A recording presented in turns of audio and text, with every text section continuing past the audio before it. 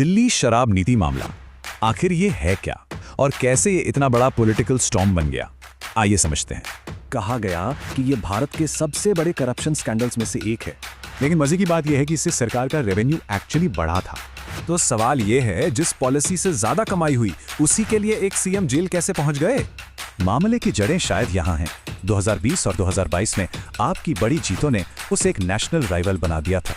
उनका governance model जो school अस्पतालों पर फोकस करता था, उसे इंटरनेशनल रिकॉग्निशन भी मिल रही थी। और फिर आई ये नई शराब नीति। इसमें सरकारी दुकानों की जगह प्राइवेट वेंडर्स को लाइसेंस दिए गए। नतीजा, सरकारी रेवेन्यू में सीधे 27% का उछाल, टारगेट से भी कहीं ज्यादा कमाई हुई। लेकिन आरोप लगा कि इस पॉलिसी से कुछ लोगों को फायदा पहुंचाया गया और खजाने को 580 करोड़ का नुकसान हुआ। अब सवाल यह है कि अगर पॉलिसी इतनी कामयाब थी तो फिर इसे वापस क्यों लिया गया? कहा जाता है कि एलजी के लास्ट मिनट चेंजेस की वजह से इसे लागू करना नामुमकिन हो गया था।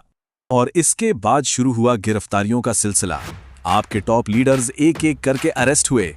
इन सभी गिरफ्तारियों में पीएमएलए कानून का इस्तेमाल हुआ, एक ऐसा कानून जिसमें बेल मिलना लगभग नामुमकिन है।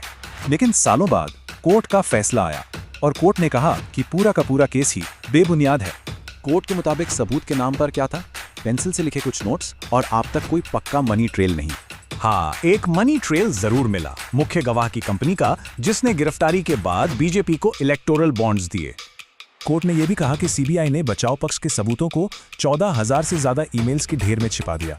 कोर्ट ने यह भी पूछा, अगर ये साजिश थी तो पॉलिसी को अप्रूव करने वाले एलजी को आरोपी क्यों नहीं बनाया गया? और जिन्हें केस का किंगपिन बताया गया, अरविंद केजरीवाल, उनका नाम तो पहली 3 चार्जशीट में था ही नहीं।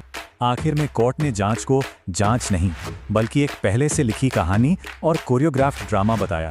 सोर्स का तर्क है कि ये पूरा मामला राजनीतिक विरोधियों को किनारे करने का एक तरह का टेम्पलेट बन गया है। तो ये कहानी यही दिखाती है कि सिस्टम को कैसे भी मोड़ा जा सकता है, पर इसका जवाब भी सिस्टम के अंदर ही है। ट्रस्ट मी ब्रो, इस बुक को पढ़ने के बाद तुम्हारा माइंडसेट भी क्लियर हो जाएगा। ब्रो सीरियसली, एक बार ये बुक पढ़ लो, फिर देखना तुम्हारा माइंडसेट भी अपग्रेड हो जाएगा।